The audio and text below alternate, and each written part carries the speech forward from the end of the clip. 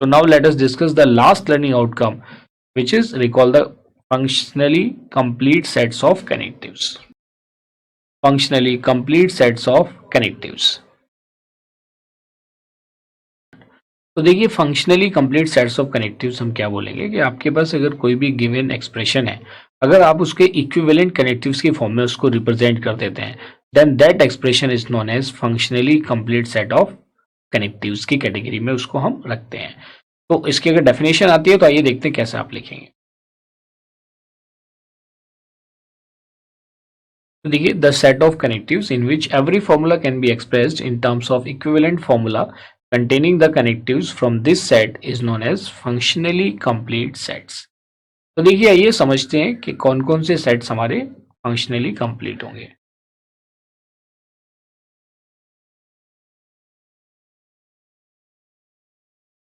The functionally complete set for NANDing is this.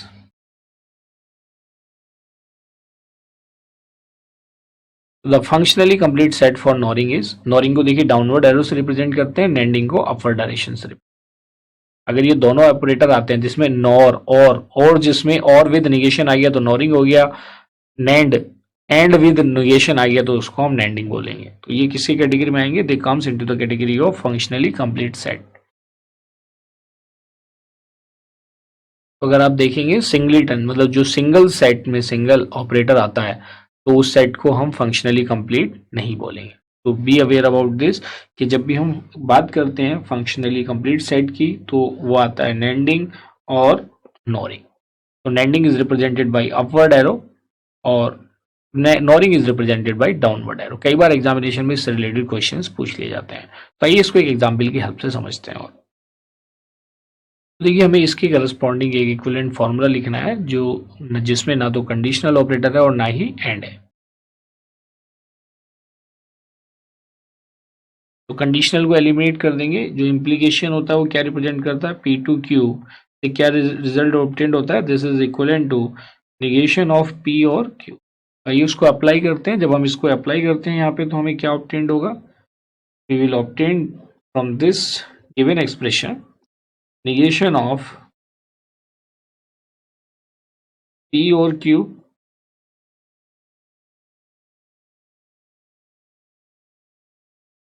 and R और P और R। इसको हम फर्दर सिंप्लीफाई कर सकते हैं, इसमें डिमॉर्गन्स लॉ अप्लाई कर दो, निगेशन को अंदर अप्लाई कर दो, then you will get negation of P और Q और निगेशन ऑफ R, ये आपको मिला, एंड देन और P और R। तो यहाँ से अगर आप देखेंगे यहाँ से हमने एंड को भी एलिमिनेट कर दिया और कंडीशनल को भी एलिमिनेट कर दिया। So this is the equivalent formula. So you need to remember the following key points related to NANDing and NORing.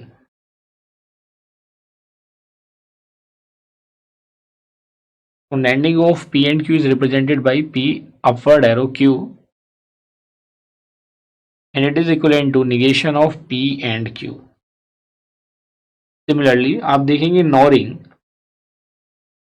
of P and Q is represented by P downward arrow Q and you can write it as negation of P or Q.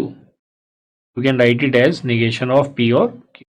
So these are the key points you need to remember. आइए एक थोड़ा सा graded problem करते हैं related to the functionality set. Express this expression in terms of, अगर ये arrow mention कर दिया तो इस एरो का मतलब क्या हुआ, आपने ऊपर अभी डिस्कस किया था, इस एरो का मतलब है नेंडिंग।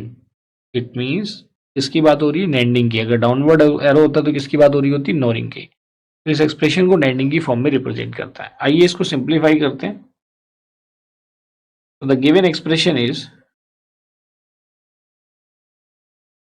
P2 negation of P to Q। इसको हमें रिप्रेजेंट करना है इन द फॉर्म ऑफ नेंडिंग। इसकी फॉर्म में रिप्रेजेंट करना है इन द फॉर्म ऑफ नेंडिंग। तो नेंडिंग क्या कहता है, देखिए पहले नेंडिंग को समझना जरूरी है। अभी आपने ऊपर ही डिस्कस किया था नेंडिंग का, अभी हमने मतलब समझा था। उसमें क्या था, नैंडिंग में आपने देखा था कि मुझे अगर P NAND Q find out करना है, it means negation of P and Q, ये वैल्यू होती है। तो अब इसको इस फॉर्म में हम कैसे कन्वर्ट करें, क्योंकि इसको जब तक इस फॉर्म में कन्वर्ट नहीं करेंगे तब तक हम इसकी करस्पॉन्डिंग एरो नहीं बना पाएंगे। तो जहाँ पे भी हमें ये वाली सिचुएशन मिलेगी तब हम इसको एरो से रिप्रेजेंट कर सकते हैं। तो आइए इसको सिंप्लीफाई करते हैं।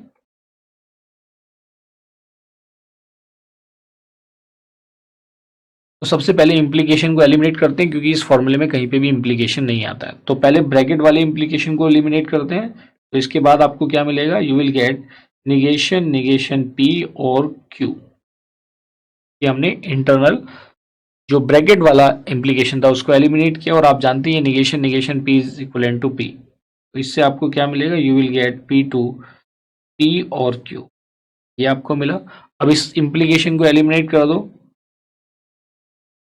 उसके आगे की डिटेल में जाने के लिए इस इम्प्लीकेशन को एलिमिनेट करने से पहले देखिए हमें एक्सप्रेशन किस फॉर्म में चाहिए, नॉट और एंड की फॉर्म में। ये किसकी फॉर्म में, और की फॉर्म में। तो इसमें हम निगेशन अप्लाई कर सकते हैं, और ये इसमें निगेशन अप्लाई करते हैं।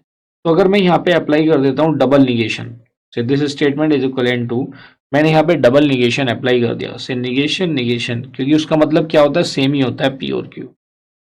आइए इसको फर्दर सिंप्लीफाई करते हैं। इसमें मैंने एक निगेशन को अंदर डिमॉर्गन्स लॉ से अप्लाई कर दिया, तो ये क्या हो जाएगा, negation of P and negation of Q, ये वैल्यूज मिलेगी। तो हमें P एंड Q तो मिला, लेकिन किसकी फॉर्म में मिला, negation of P and negation of Q की फॉर्म में। तो देखिए अगर हम यहाँ पे जो ये अभी मैंने एक्सप्रेशन लिखा था ऊपर नैंडिंग का, तो अगर मुझे इसको निगेशन की फॉर्म में रिप्रेजेंट करना है, भाई मेरी जगह P की जगह से मेरे पास निगेशन ऑफ P है, और Q की जगह मेरे पास निगेशन ऑफ Q है। क्लियर है। तो मैं इसको लिख सकता हूं, इन दोनों का भी हम नैंडिंग फाइंड आउट कर सकते हैं, और इससे क्या मिलेगा, negation of P and negation of Q। तो जो ये मेरे पास एक्सप्रेशन यहाँ पे ऑब्टेन्ड हुआ है ये वाला, I can write it in the form of NANDing, upward arrow की फॉर्म में। तो जब हम इसको अपवर्ड एरो की फॉर्म में लिखेंगे, then this will be equal to negation of P upward arrow negation of Q। यहां तक आई होप कि आपको क्लियर है। ये हमने एक इम्प्लीकेशन को एलिमिनेट कर दिया। आइए अब हम सेकेंड इम्प्लीकेशन को एलिमिनेट करते हैं। तो इससे हमें क्या मिलेगा, निगेशन ऑफ P और Q। निगेशन ऑफ Q में क्या, negation of P upward arrow negation of Q। अब इसको हम कैसे इसको फर्दर सिंप्लीफाई करें। इसके फर्दर सिंप्लीफिकेशन के लिए इसमें भी हमें अभी इस और ऑपरेटर को भी किससे रिप्लेस करना है, हमें we have to replace it with the help of arrow. तो कैसे एलिमिनेट किया जाए, देखिए अगर मैं इसको P एज्यूम कर लूँ और इसको Q एज्यूम कर लूँ, लेकिन उससे पहले मुझे किसकी डायरेक्शन में जाना पड़ेगा, मुझे निगेशन की डायरेक्शन में जाना पड़ेगा। अगर मैं इसमें फर्दर निगेशंस अप्लाई करता हूँ, और निगेशंस भी कितने अप्लाई करता हूँ, उसे डबल निगेशन मैंने यहाँ पे अप्लाई कर दिया। तो जब मैं डबल निगेशन अप्लाई करके अंदर जाऊंगा तो मुझे क्या मिल जाएगा, P मिलेगा। तो आइए उसके हेल्प से देखते हैं इसको सिंप्लीफाई करके क्या उससे हमारा कोई सॉल्यूशन निकलता है।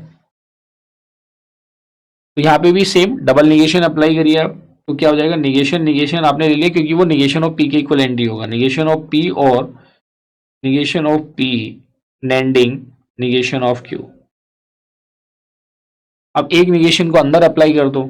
जब हम एक निगेशन को अंदर अप्लाई करते हैं तो क्या हो जाएगा, निगेशन P से क्या मिलेगा, आपको P मिलेगा, से मैं डबल ही कर देता हूं, and negation of P upward arrow negation of Q। इससे हमें क्या वैल्यू मिलेगी, निगेशन P की वैल्यू क्या हो जाएगी, P, और इससे क्या जनरेट होगा, से निगेशन ऑफ P एंड से negation of, you can write it as negation of P ANDing negation of Q। अब इसमें आप देखिए, अगर मैं ये एज्यूम कर लूं कि भाई ये तो मेरे पास P है और ये कंप्लीट क्या मेरे पास Q है, दिस कंप्लीट इज Q। मैंने ये एज्यूम कर लिया कि भाई P तो P है और ये कंप्लीट क्या मेरे पास Q है, तो ये निगेशन है और इसकी एंडिंग है, तो नैंडिंग की फॉर्म में तो हो गया। So this statement is equivalent to, आप इस स्टेटमेंट को इक्विवेलेंट बना सकते हो। इस स्टेटमेंट के इक्विवेलेंट हो जाएगा ये, this statement is equivalent to, you can write it as P आ जाएगा, अपवर्ड एरो आ जाएगा, और ये पूरा Q आ जाएगा। देखिए मैंने आपको क्या बताया था कि हमने इसको Q एज्यूम किया है। फिर से आ जाइए, जो मैंने आपको यहाँ पे एक्सप्रेशन लिखवाया था इसके लिए, कि जो अगर मेरे पास P नैंडिंग Q है, देखिए P नैंडिंग Q है, इसका मतलब है negation of P and Q है। यहां तक तो आपको चीजें क्लियर है। अब मेरे पास पी, देखिए निगेशन भी है मेरे पास, यहाँ पे पी भी है मेरे पास, एंडिंग भी है, लेकिन क्यू की जगह क्या है मेरे पास, निगेशन में negation, negation P, upward arrow, negation Q, ये कंप्लीट क्यू है। तो मैं इसको क्या लिखूंगा, it will be written as P upward arrow negation, negation of P, ANDing negation of. तो देखिए आपका जो ये एक्सप्रेशन था ये नेंडिंग की फॉर्म में कन्वर्ट हुआ या नहीं, अपवर्ड एरो की फॉर्म में कन्वर्ट हो गया। तो this is the required form, this is the required form. तो इस तरीके के अगर एग्जाम में कोई क्वेश्चन आएगा तो आई होप उसे आप सक्सेसफुली सिंप्लीफाई कर लेंगे। इससे पहले आपने बूलियन अलजेब्रा को स्टडी किया था और उसमें भी आपने देखा था बस नेंडिंग, यहाँ पे सिंबल्स क्या हो गए हैं, चेंज हो गए हैं। This is the only difference. तो बाकी तो आपको पता ही है कि सिंप्लीफिकेशन हमें कैसे परफॉर्म करनी है और सिंप्लीफिकेशन के बाद you will get the exact answer. तो देखिए जो हमारा फिफ्थ लर्निंग आउटकम था उसको भी हमने यहाँ पे अचीव कर लिया है। तो let us have a knowledge check.